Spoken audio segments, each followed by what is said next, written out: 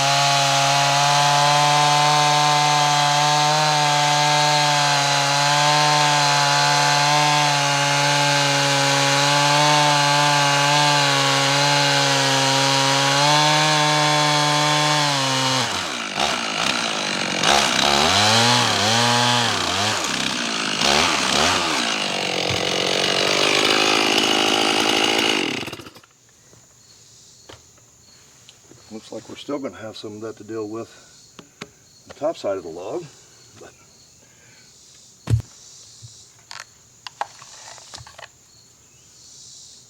so by the time we get squared up, we're going to lose a lot of this lower section of this, but we'll get as many as we can out of there. Let's get this on the mill and log it up.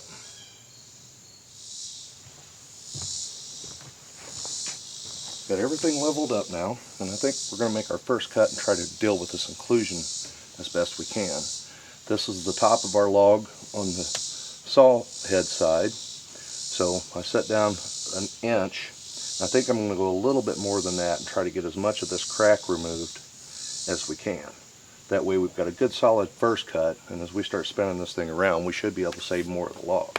We definitely can't use that, but if we get it back in here and we're good material about 1.5 feet or so back, we could still make an 8-foot board out of the top side if we need to. Let's make our first cut.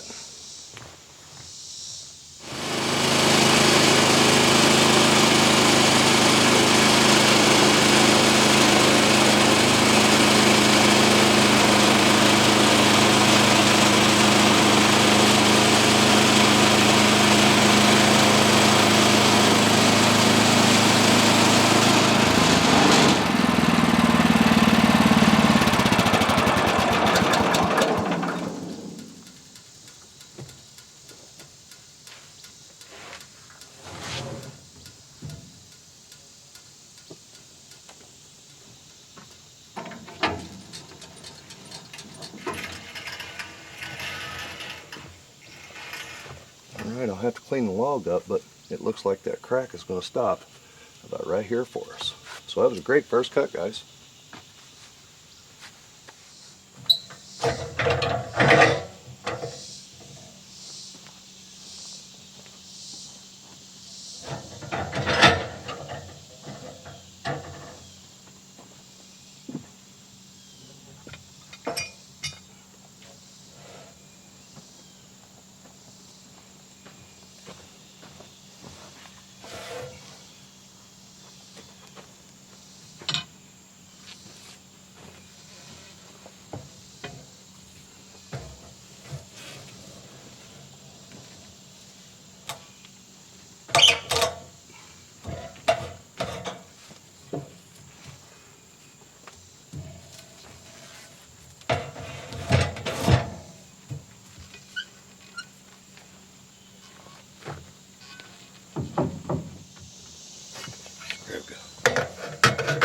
Reference here to 10 1/8 is now the top of our log back there. So we're going to have to set down a little bit more. We're probably going to be right in that range. Alright, I'll get this all set up and we'll make our next one.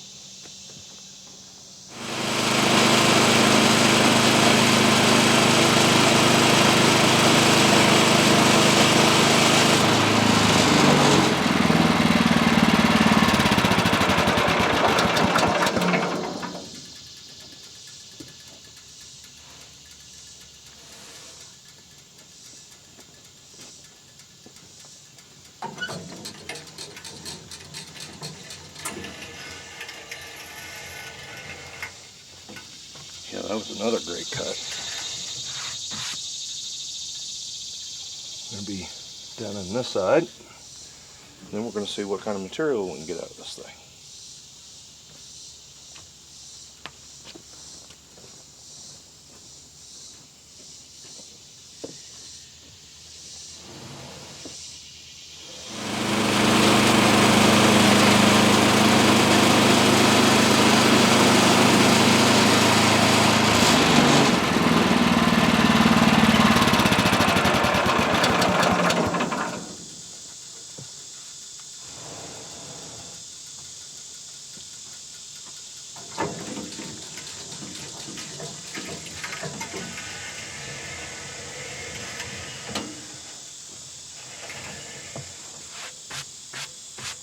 I think we got that one real nice too, guys. That's going to make us a nice board on the bottom side here.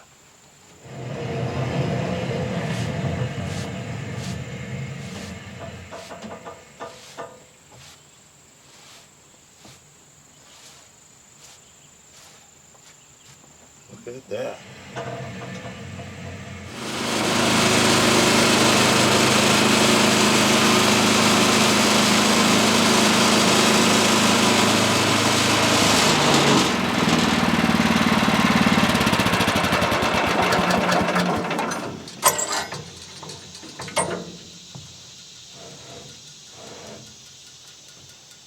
I think that's going to work out real nice for us.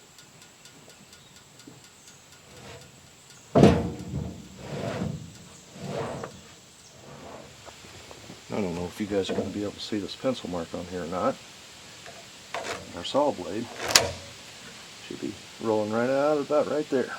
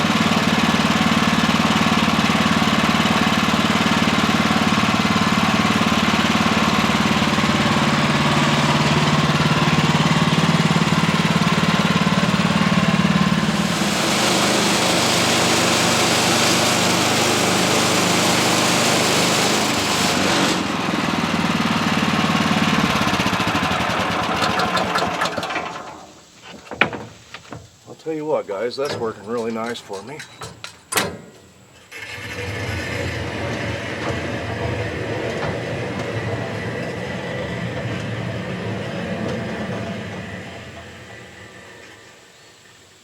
farther we get into this log, the better it looks. The only problem I'm having is a little bit of bad end right there, these guys, but look at that.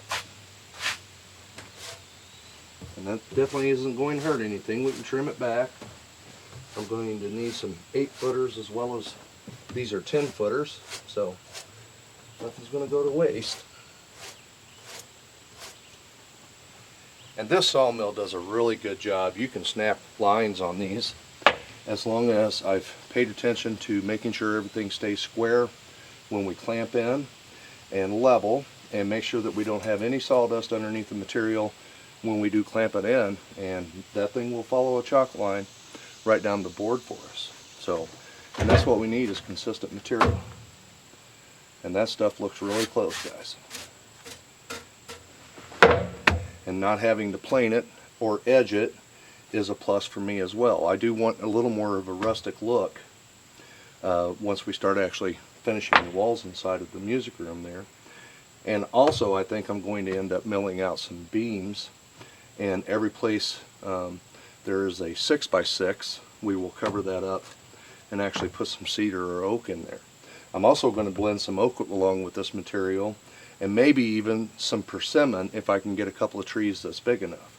Persimmon is almost painted white. I mean, it's a really white wood, and it really looks cool against the contrast of cedar and oak. I hope you enjoyed the video. Let's see, this is 3. We got 4 over there, so 7. And I think we're going to end up with 9, maybe 10 flat boards out of this guy before we have to cut us up another log. So thanks for watching, and this stuff is going to make us some nice material, guys. I hope you enjoyed this video. That's fun to look at. I'll talk to you on the next one. Still got a little work to do.